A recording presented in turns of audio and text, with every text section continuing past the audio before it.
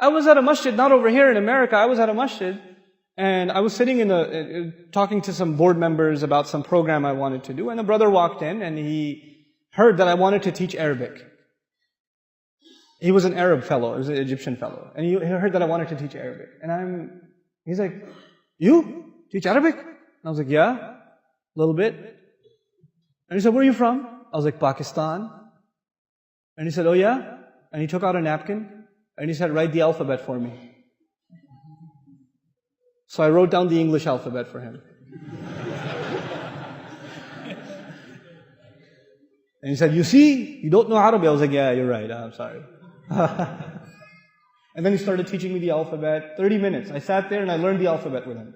And then he had to go, and then he left. And that night, at the same masjid, they asked me to give a lecture, The Importance of Learning Arabic. If you go on YouTube and you search how to learn Arabic and why learn Arabic, why study Arabic, that lecture was at that masjid. And that guy was in the first row, smiling at me the whole time.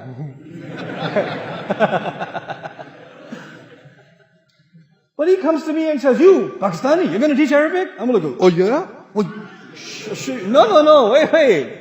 It's okay. It's alright. You're right, I don't know anything. It's okay. Don't get worked up.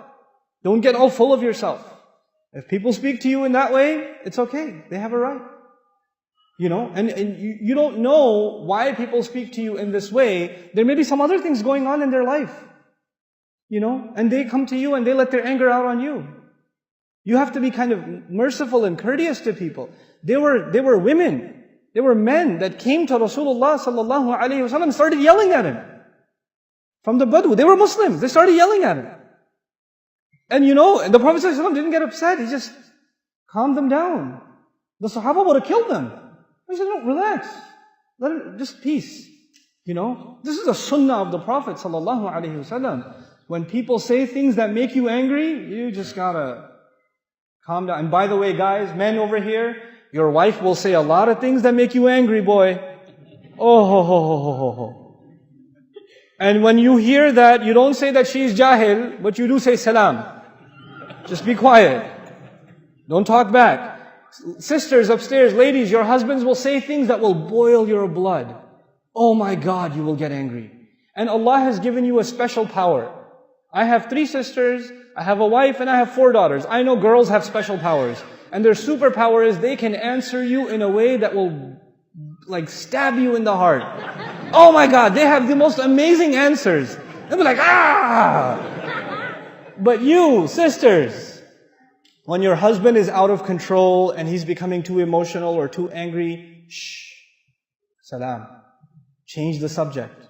And salaman, qalu salaman does not mean that Allah says you have to say salaman, somebody's fighting, you're like, hey, salaman. Not like that. That's not what that means. Let me tell you what salaman. Salaman could be a hal here in grammar. You know what that means? They speak calmly. They don't just say the word salam, they speak calmly. They speak peacefully. They speak in a way that disarms, that doesn't make you angry. And so, for example, one time I was sleeping in the masjid. I was in the i'tikaf and I was sleeping in the masjid. And when you're sleeping, you don't know which way you turn. So I'm sleeping and I woke up because somebody kicked me in the stomach. There was a really old gentleman in our community. He was an Afghani fellow. And he was also making i'tikaf. He didn't speak any English, any Arabic. He just spoke Pashto only. And he kicked me in the stomach. And I wake up like, oh. And I look at him like. And he goes, Quran. My back was towards the bookshelf, where the masahib was. You can't have your back to the Quran, so he kicked me in the stomach. Now I could get up and say, come on, you could have woken me up nicely, or I'm fasting, and then you kicked me in the stomach too. But you know what I did? I just hung out with him afterwards. I just sat down with him. I said, can I read some Quran to you? You can correct my Quran. We just spoke in sign language. And I recited Quran to him, and we just hung out the whole time. You have to deal with people peacefully. You have to calm down when you deal with people. You will meet all kinds of people. All kinds of temperaments. Some of you are stuck with a boss who, inna lillahi wa inna ilayhi raji'un. Like he's always angry. He wakes up angry. He's eating and he's angry. He's angry when he's smiling, even when he's angry. You have that kind of a boss. But you know what? You have to learn to deal with it peacefully. Peacefully.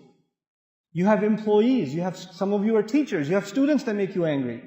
You got to calm down. You can't get angry in the classroom. Rasulullah sallallahu alayhi wasallam we were told, "Inni bu'ithtu mu'alliman." He says, I was sent as a teacher. He's sent as a teacher. He never got angry at people. Not unnecessarily, never. You know, his servant is telling us that he lived with him, and he never told him, why did you do this? Why didn't you do this?